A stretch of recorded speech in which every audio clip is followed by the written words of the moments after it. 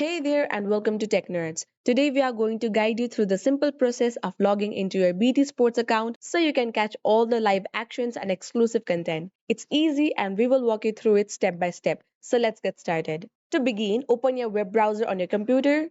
In the address bar, type in btsports.com and hit enter. This will take you to the BT Sports website. On the BT Sports homepage, click on My BT as in the screen. There you can see the option of login. Click on it. Now you will need to enter your BT ID or email address associated with your BT Sports account. And below, enter your password. Make sure it's correct to access your account. After you have entered your BT ID or email and password, click on the login button. And that's it. You will be successfully logged in into your BT Sports account. Now you can enjoy all the sporting actions and content available for you. If you found this guide helpful, please give it a thumbs up and subscribe to our channel for more useful tutorials. Thanks for watching and I will see you in the next one.